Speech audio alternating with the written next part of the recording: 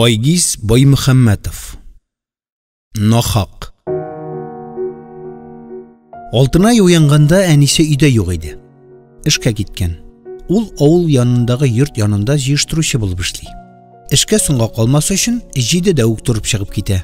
Идел әле мыш-мыш килеп, рәхәтләнеп йокы симерде. Алтынай торды да битен юды. Шуннан энекәшен уятты. Әнисе иртә белән эшкә китсә дә, балаларына бутка пешерергә өлгергән. Тамак ялгап алгач, Идел белән Алтынай эшкә тотынды. Идел бакчага чыгып, шуп үләннәрен утарга тотынды.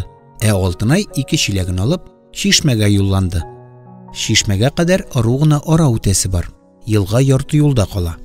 Тик Алтынай аның суын бик ярата бетерми. Шишмәнеке тәмлерәк ди. Кызның чатанлап атлаганын күреп, әнисе жәлләп тә куя. Елганың да суы чиста бит. Нигә этләнеп ерак йөрисең дип көйләнә әнисе. Эш суның тәмендә генә булса иде дә. Алтынайның үзегенә белгән сире бар. Башка берәү белсә, аны акылга шамалрак дип уйлаулары ихтимал. Шишмәгә барганда кыз үзен иркен туя. Монда ул хыяллары белән икәү генә кала. Берәү дә сүз кушып, уен бүлдерми. Юк-бар сораулар белән аптыратмый. Шишмәгә шулай татлы хыялларга чумып атлаганда, барып җиткәнен сизми дә кала. Алтынайның хыяллары зурдан. Шуларның берсе җырчы булу. Кеше алдында җырларга ояла әле ул. Монда тугайда рәхәтләнеп җырларга мөмкин. Сандугачлардан башка берәү дә ишетми. Шул чак үзен зур сәхнәдә итеп хис итә кыз. Менә ул җырлап бетерер дә, залдагылар аяк үрә басып, кул чабарлар төсле. Кире кайтканда юл авырга туры килә. Су күпкә җитсен дип, Алтынай зур чиләкләрен тутырып ала. Әле яңа гына 5нче сыйныфны бетергән кызга бу авыр әлбәттә. Бераз атлый да ял итә. Тагын атлый да ял итә. Менә хәзер Кулсугазы елгасын узса, күп тә калмаячак. Бүген тәки Шишмәгә баргансың. Җигәрлесең дә инде кызым, дип әнисе аркасыннан сөеп алыр әле. Ул эштән кайтуга Шишмә суыннан самавырда чәй кайнатып та куйса. Елга буенда козларның кимузлардан уздырып каңгылдашуына кыз сискәнеп китте. Бәләдән котылырга теләп, козлар ян-якка сибелделәр. Тик бер бәпкә генә ярга чыга алмый изалана. Малайлар аңа ярыша таш бәрә. Күрдеңме? Ничек тез бәрдем? Минем таш шак итеп калды. Алай мин дә булдыра алам, хәзер күрсәтәм. 3 малай кызып мәргәнлектә көч сынаша иде. Мондый кансызлыкны күреп Алтынай түзмәде. Чиләкләрен җиргә куйды да, укта ятылып тегеләр янына килде. Туктагыз, уятсызлар, нишлисез? Хәзер әнине чакырам. Әнисе өйдә булмаса да, шулай куркытырга булды кыз. Бу сүзләрдән малайлар шүрләр дип өметләнде ул. Тик хәл башкачарак килеп чыкты. Булар авылның югары очында яшәүче малайлар.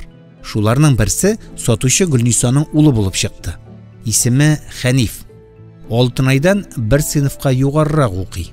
Теге икәү куаклык арасына яшеренергә чамалаган иде, Хәниф аларны туктатты. "Качмагыз!" дип боерды ул. "Кеше шуңардан да куркамы? Мошенница бит үзе. Син баягына сөйләгән идең бит. Шулмы инде кеше алдаучы?" Малайларның берсе кызга мыскыллы итеп елмайды. Алтынай бирешергә теләмәде. Үз сүзендә торды. "Сез нигә көпә көндез козларга таш атасыз? Үзеңә шулай эләксә рәхәт буламы? Әнә, бер бәпкә хәзер атлый алмый. Акыл өйрәтмә, яме, шатан күркә. Синнән генә сорап торырга оныткан идем. Үз юлыңда бул", дип Хәниф йодрыгы белән кизәнеп куйды. Аңа теге икәү дә кушылды. "Ха-ха-ха, шатан күркә, шатан күркә." Шатан күркә дигән сүзгә нык ачуы килде Алтынайның. Шатанлап атласани, мәктәптә аны шулай үчеклиләр. Шул сүзне ишетсә, кыен булып китә кызга. Нигә бу дөньяга шулай тудым икән дип, кеше күрмәгәндә елап тала. Менә әле дә Хәнифнең бу сүзләре ук булып йөрәгенә кадалды. Тик югалып калырга ярамый. Ничек кенә булмасын, ул бит кеше козларына таш бәреп йөри.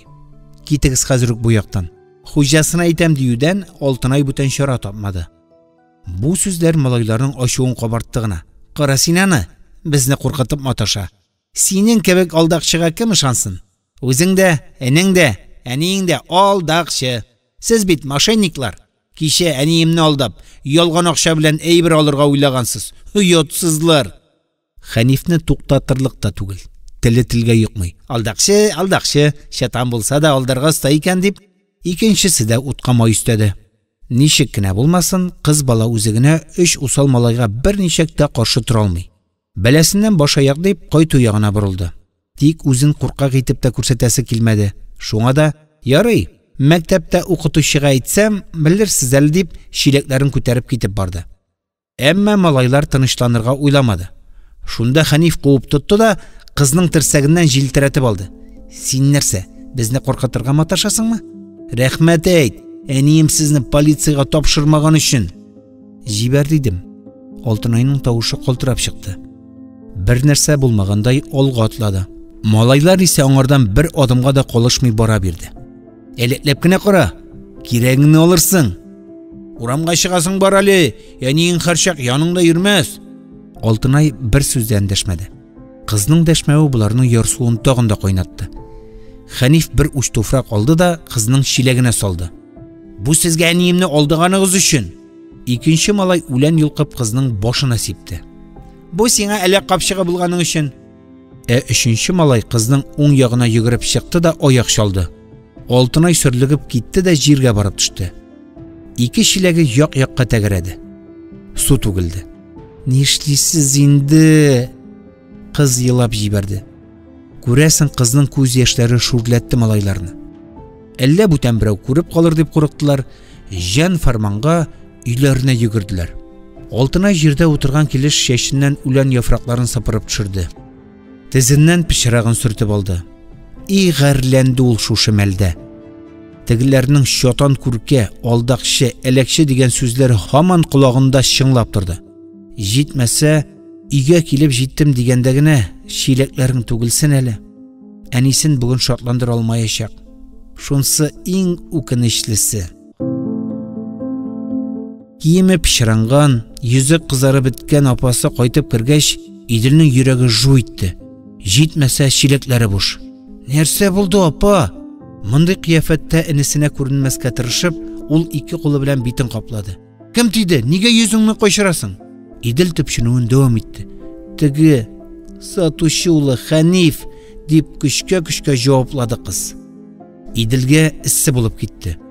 Ярсуы ташып, маңгайына тир бәреп чыкты. Апасы өчен әрнү бугазына килеп тыгылды. Ул тешләрен шыгырдатып кысты да, җан фәрманга урамга чыгып йөгерде. Идел акны караны күрми йөгерде дә йөгерде. Аның бар уе Хәнифне тотып кирәген бирү. Иң якын кешесен тик томалдан җәберләүенә ничек түзәсең? Кыз кешене кыерсыткан бит әле. Малай кеше булса, бер хәл диярсең. Тапкан батырлык. Хәнифтәргә җитәрәк аның күңеленә шик кырты керде. Аяклары үзеннән үзе әкренәйде. Беренчедән, Идел аңардан кечкенәрәк. Икенчедән, Хәниф кебек гәүдәгә зур түгел. Көче җитәрме? Әгәр Гөлниса малае аның үзен кыйнап кайтарса? Юк, тукмалам, әмма җавапсыз калмыйм дип, тагын адымнарын тизләтте. Хәнифләргә барып җиткәч, Идел аны сызгырып кына чакырып чыгарды. Нәрсә кирәк сиңа? Хәниф бер нәрсә дә булмагандай, аңа кырын караш ташлады. Син, диде тотлыга Идел. Нигә минем апаны рәнҗеттең? Ул сиңа нинди итлек эшләгән? Сатучының малае аңа якынрак килде. Кирәкмәгән җиргә кысылып йөрсәң шулай була. Нигә кеше казларын куасыз дип акыл өйрәткән була җитмәсә? Үзе тәртипле диярсең. Кем? Шул алдакчыдан гына куркырга калган иде. Кем алдакчы? Ярсыган Идел йодрыкларын түйнәде. Сез алдакчы? Хәзер моны барысы да белә. Хәниф үзен иркен тотты. Гафу үтенергә, гаибен танырга уйламый да. Киресенчә, гаибне аларга иде. Үй алмыйча әниемне көпә-көндез алдарга булгансыз. Ярый вакытында аңлап калган. Моның өчен үзеңнең дә кирәгеңне бирергә кирәк әле. Әниеңә аңлаттык бит. Безне алдап киткән булганнар. Акчаның чын түгел икәнен каян белик? Хәниф Иделне ишетергә дә теләми. Куарга ук тотынды. Бар, турма безнең турда, мошенник. Бу сүзләр Иделнең йөрәген телеп үткәндәй булды. Ул түзмәде, җан көченә Хәнифнең киеменә барып ябышты. Китті суғыш, китті тартыш. Жибер қорпыш құлақ, футболкымны йыртасың. Йыртылсын, бұл сиңа апам үшін. Иділ тігінің битіне суғам деп үрілген еді, бойы жетмеді. Ханифке ise оңай туры келді. Иділнің қолынан ләктіріп, йыдырығы білән бұрнына тондырды. Иділ ширемге тәгәрәп кетті. Ханиф оларада орқасына кетіріп тепті. Ғаділдік іздеп келіп туқмалып қайтынды. Шоқ қына үлкенірек болса, Иділ бұлай берішіп тұрмас еді. Иғарленді күшсізлігіне. Бар юғал көзімнен, тағын көрініп қара, деп қышқырды Ханиф. Нешек күні ауыртса да, Иділ өзін егітлерше тұтты. Көз яшын шығармады. Ханиф мысқыл етуін дөуам етті. Машинник баласы келіп, мені қорқытып маташқан бұла. Тағын бір қаршы шығып қара. Деді де ірі қияфет шығарып, шетке шырт етіп түкірді. Һәм үйіне кірерге деп юнәлді. Иділге жеңілуін танудан башқа шара қалмады. Шул шақ оның көздеріне жерде ятқан таш шалынды. Жәхәт кіне аны алды да Ханифке ырғытты. Таш шақ етіп, оның башына келіп бәрілді. Ауыртуға төзе алмайша Ханиф қышқырып елап жіберді. Мұнысы артық екенлігін Иділ аңлады. Ләкин соң еді. Таш нық ілеккен көресің. Башыннан қанаға башлады. Теге бақыр башын екі қолы білен қаплап, жерге шүгеледі. Өлем, құтқарығыз! Деп ақыра өзі. Тауышын тамақ түбінден шығарып. Иділнің жүрегі табанына түшті. Әгер малайның е әтесі, е әнесі келіп шықса, башыннан сыйпамаслар. Шуңа ол тезірек қошу яғын қарады. Кешке таба сатушы Гүлниса өзі аларға келіп жетті. Шақырылмаған қонақны әнесі үйге кіртірге тілемеді. Hər хәлдә аның яхшы ният белән килмәгәне билгеле. Алар ишек алдында озак кына сөйләшеп торды. Гөлнисаның кычкырып сөйләгәне эшкә яхшы ишетелеп торды. Шуның белән балаларның күңелендә шым да арта бирде. Иртәгә үк мәктәпкә чакыртам. Тик томалдан малаемны үтерә язган әтисез балаң. Син нишләп тотасың да шулай дисең? Ул әтиле бала. Идел туар алдыннан иремнең фаҗигале үлеп киткәнен белә торып ярага тоз саласың. Бүтән алай дип авызыңны ачасы булма. Тагын шул бала белән бала булма Гөлниса. Дөресен белмичә нигә минем улымны гаеплисең? Синең Ханифың башлаган бит. Иртән алтын айны мыскыллаган. Сатучы тыңларга да теләмәде. Хаман үзенекен тукыды. Сез нәселегез белән алдакчылар. Яхшы заттан түгелсез. Бу хәлне булай гына калдырмыйм. Үземнең сүзне сүз итмәсәм, исемем Гөлниса булмас, диде дә ничек керсә шулай дулап, атылып чыгып китте. Гөлнисаның әйткәннәре раска чыкты. Җәйге каникул булуга карамастан, икенче көнгә аларның өенә завуч килде. Узак сөйләшеп тормады. Каядыр ашыга иде күрәсең. Сүзне кыска тутты. Бүген 2дә сезгә мәктәпкә барырга кирәк. Ата-аналар комитетының утырышы була. Эшнең нидә икәнен үзегез яхшы беләсез. Нәфисә эшнең зурга киткәнен аңлады. Гаебе дә юк инде. Ярый, 2 малай сугышкан ди. Соң андый хәл кем белән генә булмый. Шуның өчен бөтен дөньяга уран салып, тамагың ярылганча әрләшергә димәгән бит. Бер дә өнәми инде Нәфисә тавышланып йөргәнне. Шуңа да мәктәпкә чакыргач, әллә бармаска микән дип уйлады. Барсаң да кыен, бармасаң да. Бармасаң, гаебеннән куркып килмәгән диярләр. Нинди сөйләшү булачагын алдан ук белә ул. Шуның өчен барып җиткәнче, нәрсә сөйләячәген, ничек җавап бирәчәген эчтән уйлап куйды. Нәфисәнең шундый бер сыйфаты бар. Ул үзе белән сөйләшергә ярата. Менә әле дә үзенә мәктәп директоры булып сорау бирде дә, үзе үк шуңа җавап бирергә тотынды. Шиттән күзәтеп торсаң, бик сәер күренеш. Тик моның Нәфисә өчен уңай ягы бар. Беренчедән, шулай сөйләшеп, үзен-үзе тынычландыра. Икенчедән, алдан ук җитди сүзгә күнекмә ясый. Нәфисә апа, менә Гөлниса ханым жалу белән килде. Нигә малаеңны тыймыйсың? Идел таш барып Ханифның башын ярган. Балаларыгызга тәрбия җитми, Гөлниса кичекмәстән берәр чара кабул итүне таләп итә. Моңа нәрсә әйтерсез? Бу очракта Гөлниса түгел, мин шундый таләп куярга тиеш идем. Минем Идел аңа кулы кычытканнан таш бергәнме? Әллә Ханифның гаебе бармы? Нигә шуны сорашмадыгыз? Идел егет кеше буларак апасын яклаган. Бер гаепсез алтын айны мыскыл иткән Гөлнисаның малае. Ни кадәр ерактан алып кайткан шишмә суын түккәннәр. Алтынайның саулыгы былай да шәптән түгел. Тумыштан зәгыйф икәнен яхшы беләсез. Апасының елап кайтканын күреп, малай кеше ничек тик торсын? Җитмәсә, Хәниф елга буенда каз бәбкәләрен таш белән бергәләп йөргән. Шулай булгач кемгә тәрбия җитми? Нәфисә шулай әллә күпме сорауга җавап биреп, үзе белән үзе сөйләшеп бара торгач, мәктәпкә килеп җиткәнен сизми дә калды. Кабинетта унлап кеше утыра иде. Мәктәп директоры Галим Авзалович, завуч Сафура Гаязовна, Хәнифнең сыйныф җитәкчесе, тагын берничә укытучы үзара нәрсәдер хакында сөйләшә. Нәфисә килеп кергәч, барысы да тынып калды. Шуннан утырырга урын күрсәттеләр. Мине генә көтәсез икән дип, көр тавышлы Гөлниса да килеп керде. Нәфисә янында буш урын булса да, аның янына утырырга теләмәде. Кан дошманын күргәндәй, капма-каршы яктан урын алды. Барысында барлап чыккач, сүзне мәктәп директоры Галим Авзалович башлады. Иптәшләр, каникул булуга карамастан бүген шушында җыелырга мәҗбүрбез. Бик үк күңелле булмаган хәл килеп туды. Директор тамак кырып, тирә-якка карап алды. Ике гаилә арасында низак, төп сәбәпчеләр безнең укучыларыбыз кичә Иделбаимов белән Хәниф Зәхретдинов сугышкан. Зәхретдинов сугышмаган, карпыш кулак Идел өйгә килеп, аның башына таш атып киткән дип әйтегез.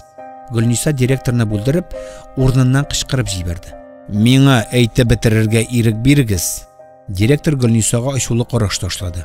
Әйе, бәхәс вакытында Идел аның башына таш аткан. Хәниф әле өйдә ята ди.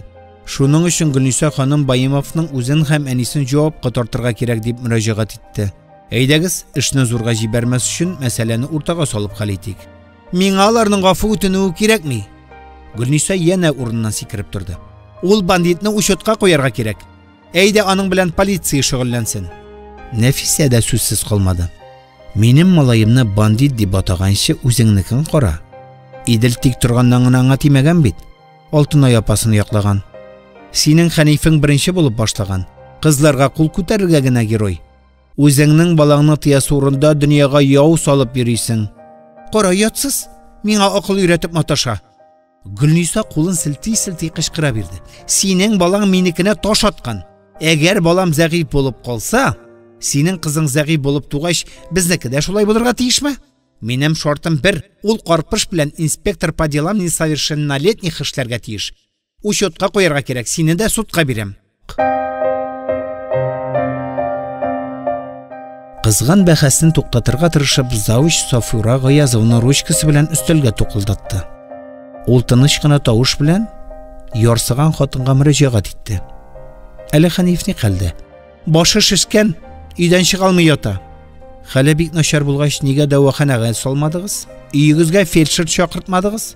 Юк, чакыртмадым. Аны ни, үзем дә дәвалый алам, диде авызын учлайтып Гөлниса. Үзегез дәвалый алырлык булгач, больницага да салмагач, димәк, хәле алай юк мөшкил түгел.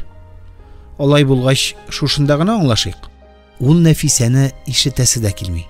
Гафу итмәячәгендә Гөлниса кырт кисте. Бөтен бәләдә ул үзе гаепле. Шушы буталчыкның үзе башлады. Үзе көпә-көндез мине алдарга килде. Кибеткә ялган акча тотып, мине убытыкка батырып, малайына кроссовка эләктерергә теләгән иде. Ярый әле вакытында аңлап калдым. Шаһитлар да бар. Хәнифем шуңа ачу итеп Алтынай кызыңның суын түккән. Тик торганнан гына минем балам кешегә тимәс иде. Сез мошенниклар. Көтелмәгән хәбәрне ишетеп, барысы да үнсез калды. Барысының да карашы Нәфисәгә төбәлде. Бу сүзләр дөресме? Диде директор. Гөлниса, нигә шул акчага тотасың да бәйләнәсең? Мин бит сиңа эшнең нидә икәнен аңлатып бирдем. Без җиләк җыеп юл буена чыгып саттык та, аның кибетенә кердек. Иделгә кроссовкалар алыр өчен. Бак дисәң, безгә җиләк өчен ялган акча биргән булганнар. Ансы мин каян белим? Гомергә дә кеше алдамагач, мондый хәл башыма да сыймый. Алдашма, диде Гөлниса. Чын белән ялган акчаны айыра белмәскә син бит 3 яшьлек бала түгел. Беләсең килсә, аның өчен закон бар. Төрмәгә яптырмаганга рәхмәт әйт. Мондый хәлнең авыл тарихында булганы юк иде. Ялган акча тотып, үз авылдашын алдарга маташу башка сыймаслык хәл. Бу турыда ишеткәч, утырышка җыелганнарның күбесе Нәфисәгә кырын карап куйды. Хәнифнең класс җитәкчесе дә түзмәде. Иптәшләр, диде укытучы Гүзәл Айратовна. Бик четерекле хәлгә тарыдык бит әле. Мында гаип атта да, тәртәдә дә дигәндәй, мин Хәнифне яхшы беләм. Бик шук малай, әмма ул тиклем җаһил түгел. Укуы уртача булса да, дәресләрен калдырмый. Алтын айга кул күтәргән икән, егет кеше өчен бу уят. Иделне дә якларга уйламыйм. Таш атуда батырлык түгел. Мында Нәфисә ханым белән җитди сөйләшә алып барырга кирәк. Үсеп килгән буынга нинди үрнәк күрсәтә? Ялган акча. Әдәм ышанмаслык хәл.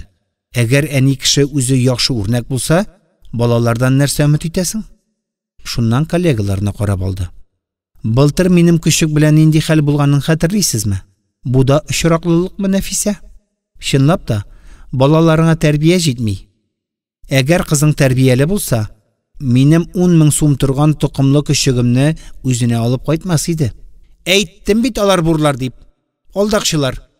Гөлниса утка май өстәргә ашыкты. Нәфисә дә сүзсез калмады. Гүзәл Айратовна, без бит сезнең белән аңлаштык. Беркем дә ул күчекне урламаган. Алтынай кибеткә икмәккә барган иде. Урамда уйнап йөргән ниндидер күчек артыннан ярып кайткан. Без аны иясез дип уйладык. Ул күчек сезнеке җитмәсә токымлы икәнен каян белик? Ә сез бур дип баламның кулыннан тартып алдыгыз. Әле һаман шуны сөйлисез.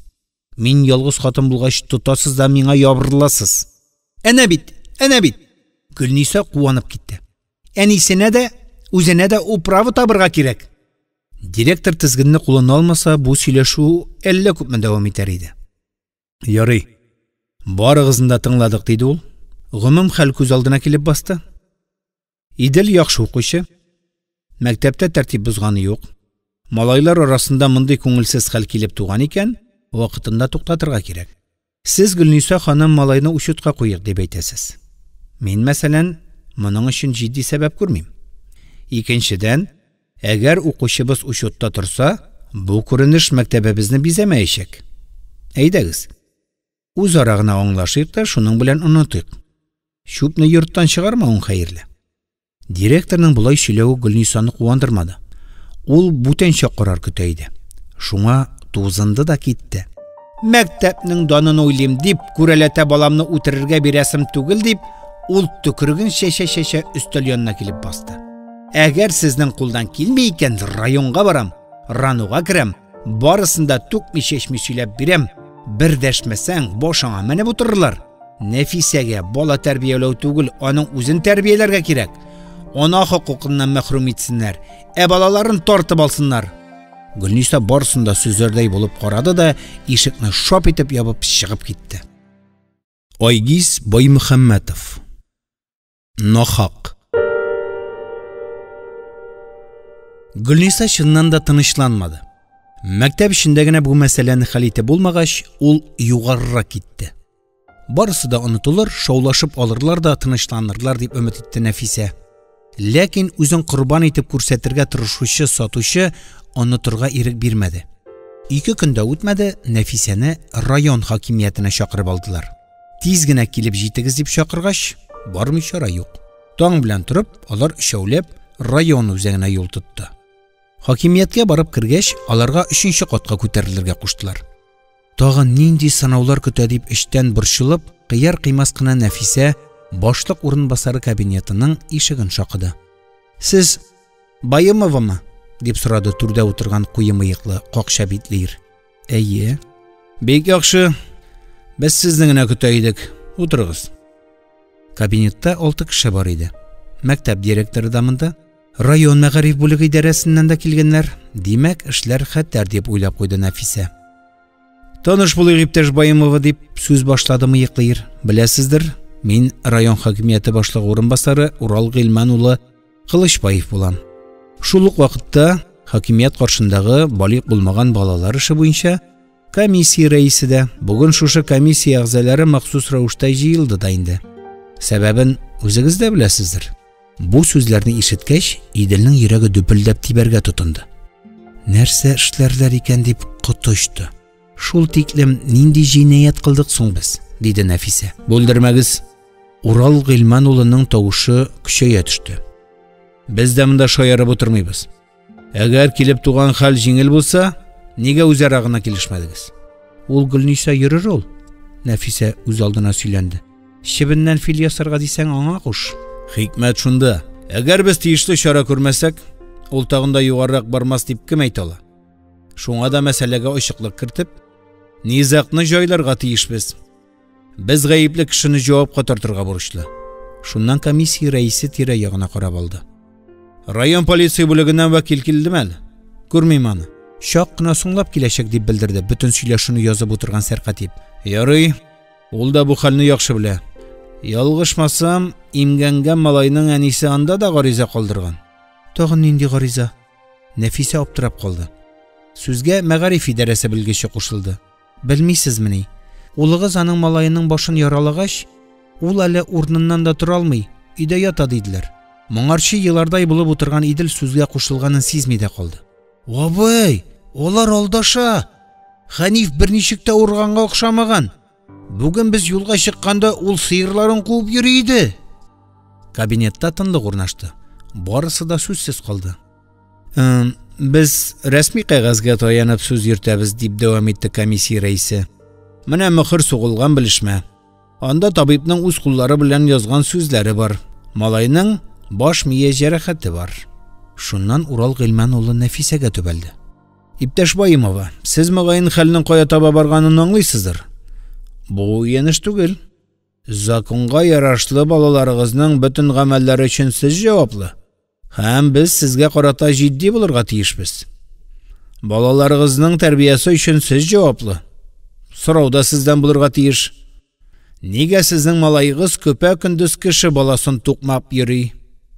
Минем улым берәүне дә тукмамаган, диде Нәфисә. Ул Алтынай апасын яклаган. Аның урынында һәрбер егет шулай итәр иде. Моңа кадәр телен йотып утырган Алтынай да сүзгә килде. Әйе, Хәниф үзе гаепле. Ул үзе беренче булып миңа бәйләнде. Мине төрлечә җәберләде, чиләгемә туфрак салды. Шуннан аяк чалып суымны түктеләр.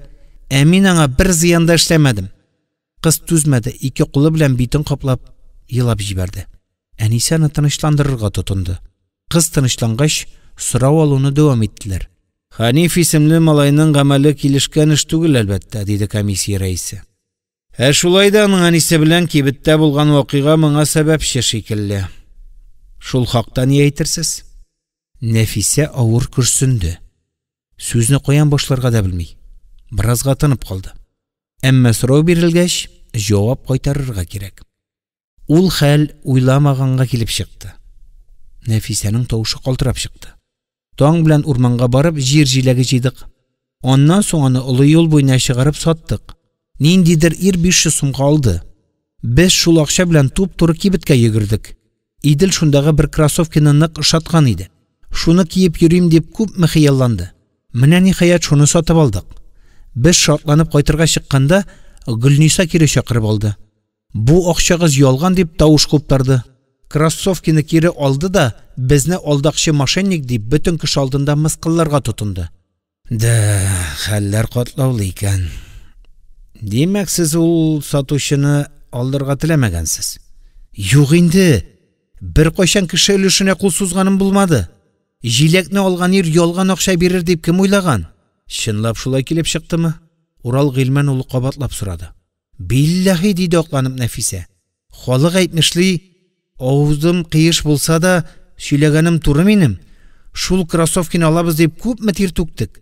Урманда ширкидән таланып йөрү, балаларның табаны ярылганчы ерак араны җәяүләп үтү уенышмыни? Хатынның сөйләгәннәре бүтәннәрен дә аптыратты күрәсең. Комиссия әгъзалары бер-берсенә карашып алды. Сезне алдаган кешене йөзгә хәтерләп калмадыгызмы? Я булмаса машинасының номерын хәтерләмисезме? Диде мәктәп директоры. Кайдан? Нәфисә өметсезләнеп кул силтәп куйды. Акча алгач та шатлыгыбыздан акны караны күрми йөрдек. Хәзер ул кешене кайдан табасың? Ак Волга иде булай. Тик андый машиналар юлдан көненә 100-ләп үтә. Район хакимияте башлыгы урынбасары Урал Кылычбаев утырышны йомгаклау ягына барды. Әгәр ялган акча алып утылгансыз икән, димәк, сез үзегез гаепле. Игътибарлырак булырга кирәк. Ә менә шул ялган акча белән кибеткә баруыгыз зур җинаят. Моның өчен закон каты. Ярый әле сатучы шундый полиция чакыртмаган. Ул чакта сез күптән тимер рәшәткә артында утырыр идегез. Без әле аны сорамыйбыз. Көн тәртибендә сезнең аңа бурычны тиешле итеп түләмәү, балаларыгызга тәрбия җитмәү мәсьәләсе. Әйткәндәй, мәктәптә Баимованың балалары ничек укый? Югыйсә, безгә килгән мөрәҗәгатьтә бу ханымның ана хокукларыннан мәхрүм итәргә кирәк дип үтенечен белдерә. Урал Гыйльманович, алай ук начар гаилә дип әйтмәс идем Баимовларны. Балалар мәктәптә яхшы укый, пөхтә киенеп йөриләр, диде директор.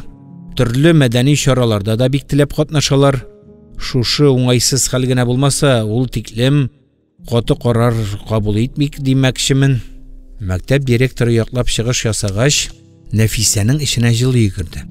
Димәк, әллә ни куркыныч юк. Мөгаен шелтә бирерләр дә кайтарып җибәрерләр. Шул чак ишек шакыдылар. Кабинеттагылар барысы да ишеккә төбәлде. Бер мизгелдә бусаганың бу ягында кулына колын папка тоткан полиция киемендәге ир пәйда булды. Соңлаганым өчен гафу итегез. Нәфисә бу ирне күргәч тә авызын ачып өнсез калды. Башларын иеп кенә тыңлап утырган Алтынай белән Иделдә дертләп киттеләр. Әллә көтелмәгән очрашудан курыктылар, әниләренә ныграк сыендылар. Таныш булыгыз, лейтенант Әхмәтов, диде кабинет хуҗасы, соңлап килгән иргә күрсәтеп. Ул район полиция бүлегендә балалар эшләре белән шөгыльләнә. Инспектор по делам несовершеннолетних була инде русчалап әйткәндә. Рәхмәт, шикаятны җентекләп укыдым. Эшнең нәрсәдә икәнен беләм дип, ир өстәл артына утырды. Ярсуыннан нәрсә эшләргә белми Нәфисә көч-хәл белән үзен кулга алды. Күңелендә авыр таш кебек йөрткән рәнҗүен чәчергә генә иде дә бит. Беләбез без ул инспекторны, диде кырыс кына итеп Нәфисә. Безгә ялган акча биргән адәм шушы була инде. Кабинетта тагын тынлык урнашты. Иптәш Баимова, җитәр шаярырга. Комиссия рәисе ачуланып, ручкасы белән өстәлгә сугып алды. Без монда уйнап утырмыйбыз. Закон кешесе белән шаярырга ярамый. Үкенечкә калмасын. Монда берәү дә шаярып утырмый. Нәфисә үзен тынычландырыр хәлдә түгел иде. Моңа кадәр иченә җыелып килгән рәнҗеше һәм үпкәсе тышка ургылды. Лейтенантка бармагы белән төбәп әрләшергә тотынды. Шушы кеше бөтен нәрсәдә гаепле. Бөтен бәлә аның аркасында килеп чыкты. Тәртип сакчысы каушап калды. Уңайсызланудан битләре кызарып чыкты. Идел үз күзе белән күргәненә ышана алмый аптырап калды. Моңа кадәр аларны алдакчы дип мыскыл иттеләр. Әшин алдакчы менә аларның каршысында утыра. Җитмәсә кем бит әле? Полицейский формасы кигән, үзе бурларга каршы көрәшеп йөри торган кеше. Сарык тиресе ябынган буры дигәннәре шушы була инде. Үз гаибен танымыйча, киресенчә эре генә сөйләшкән ир аңа җирәнгеч булып тоелды. Көтелмәгән һөҗүмнән лейтенант Әхмәтов каушап калды. Ханым, әгәр балаларыгыз тәртипсез икән, нишләп гаиб бездә булсын? Без закон кушканча эшлибез. Шулай имеш, башыгызны юләргә салмагыз. Берничә көнлек бездән җиләк сатып алганны оныттыгызмы? Нәфисә аңа тишәрдә итеп карады. Хәтерлим. Идел зур ачыш ясагандай урыныннан сикереп торды. Сезнең машинагыз ак төстәге Волга, номеры 750. Лейтенантның күзләре шар булды. Номерын ничек истә калдырдың? Диде көлемсерәп Урал Гыйльманович. Без апам белән машина саннарын тапкырлап, уен уйнаган идек. Аның номерының саннарын бер-берсенә тапкырласаң 0 була. Кызык икән, диде кабинет хуҗасы. Нәфисәнең эшенә җылы йөгерде. Лейтенант киресенчә кызарып бүртенде. Шигенерлек чара калмаганын аңлагач, "Әйтәм, йөзегез танышсыман", дип теләмәс кенә әйтеп куйды. Ишеттегезме? Хатын яклаучы эзләгәндәй тирә-ягына каранды. Шуннан янә инспекторга бармагы белән янады. Нигә сез шунда безгә ялган акча биреп киттегез? Сез мутлашмасагыз, мандый бәләгә тарымаста идек. Менә, алдакчы каршыгызда утыра. Мондый очрашуны көтмәгән лейтенант чыгарыннан чыкты. Сез нәрсә сөйләгәнегезне аңлыйсызмы? Әйе, мин сездән җиләк алганны хәтерлим. Тиганың өчен мин ялган акча бирмәдем. Нахак яла өчен җавап бирәсегез булачак бит. Куркытмагыз мине. Булай да сезнең аркада ишетмәгән сүз калмады. Бер гаепсез мошенникка әйләндем. Ялган акчаны сез бирдегез. Минем 2 шаһитым бар. Әни кеше балаларына күрсәтте. Нәрсә? Мондый ятсыз кешене беренче күрәм дип, лейтенант Әхмәтов маңгаен сөртеп алды. Сез әхлаксыз хатын. Кешедән дә законнан да курыкмыйсыз. Имеш, мин ялган акча биргәнмен. Башыгыз бармы сезнең? Инде аңладым. Авылдашыгыз юктан гына сезнең өстегездән шикаят язмаган, димәк, холкыгыз белән аны да йончыткансыз. Малайыгызда сугыш юкмары. Каргадан сандугач тумаганы барыбызга да билгеле. Кем карга? Мине мыскыл итмәгез. Башка түзәр әмәлем калмады. Бүтән тыныч йөрмим. Басым астында бака да айгыр. Үзем полиция начальнигына хат язам. Андый алдакчыларга да закон бар. Иптәшләр, бу хатынчыннан да исәр, диде кызарып бүртенгән инспектор. Мин аның үз акылында булуына да шикләнә башладым. Чынлап та, безгә бу хатынны ана хукукыннан мәхрүм итү, балаларын дәүләт карамагына алу мәсьәләсен күтәрергә кирәк. Моның өчен иртәгә үк үзем өйләренә барып киләчәкмен. Яшәү шартларында тикшерергә кирәк. Җиләк сатып көн күргәч, бәлки ашарларына да юктыр. Андый шартларда балаларны ана карамагында калдыру үтә хәвефле. Нәфисәнең әйткәненә әлбәттә берәү дә ышанмады. Үзен аклыйм дип киресенчә артык мәшәкать кенә өстәлде. Әнә, нәрсә дип әйтте әле инспектор Әхмәтов? Закон кешесенә каршы сүз әйтеп кара. Хакимият башлыгы урынбасары җитәкләгән комиссия утырышы шулай күңелсез тәмамланды. Кабинетка җыелган белгечләр сүзсез таралышты. Бүгенге утырышның төп карары кичекмәстән Баимовлар гаиләсенең яшәү шартларын тикшерү. Алга таба Нәфисәне ана хукукларыннан мәхрүм итү мәсьәләсен карау. Алда ана, аның балаларын нәрсә көтә? Шушы шомлы сорау ана йөрәгенә авыр таш булып ятты. Лейтенантның кәефе нык кырылды. Кеше алдында сыр бирмәскә тырышса да, урамга чыккач ачуыннан тәмәкесен кабызды. Эштән генә үзен тынычландырмакчы итте. Карале, ятсыз хатын. Барыс алдында нәрсә сөйләгән була? Ятта юк. Имеш, мин аңа ялган акча биргәнмен дә, гаиләсендәге бөтен бәла шуннан башланган. Үзе юньләп балаларын карый алмагач кем гаепле? Бу хатынның стратегиясе шәп. Үзеңне яклар өчен иң яхшысы беренче булып ташлану икәнен яхшы үзләштергән. Дөрес, теге көнне ул яныннан үтеп барганда, олы юлда туктап җиләк сатып алдым. Нәкъ шулардан алдым. Әллә ни сатулашып та тормыйча 500 сум түләдем. Чын акча белән. Бу хатынның кыегы киткәндер мөгаен. Авылдашы юктан гына аның белән сүзгә килеп, район хакимиятенә кадәр барып җитмәс иде. Күрәсең, үзенең ятсызлыгы белән күпләрнең теңкәсенә тигән. Лейтенант бу хәлне күңеленә авыр алмаска тизрәк онытырга тырышты. Ләкин теге хатынның югарыга мөрәҗәгать итәм дигән сүзләре тыңгылык бирмәде. Башка бәла булды бит булар. Ай яманәткә әйләнде бит хәзер халык. Үзе хаклымы юкмы шикаят язарга гына торалар. Шуннан башлана аңлатма язулар, сорау алулар. Мундир намусына тапшырасың дип эштән дә алып ташлаулары бар. Ким дигәндә премиядан мәхрүм итсәләр дә күңелле түгел. Шулай мең төрле уйларга чумып, лейтенант өенә кайтып керде. Кәеф юк. Шуңа өстәп аны бик үк күңелле булмаган сөйләшү көтә иде. Әйт әле, син кайчаннан миннән акча яшерә башладың? Диде өстәлгә аш куйган арада хатыны берчә көлемсерәп, берчә гаҗәпләнеп. Лейтенант аптырап китте. Син ни сөйлисең ул? Кем яшергән? Белмәмешкә салышма инде. Нинди кем булды бу, Инде ашарга җыенган ир урыныннан сикереп торды. Әле хакимияттә тик томалдан якымнан алдылар, хәзер синең чиратмы? Хатын үзенекен талкыды. Җитәр алдашырга.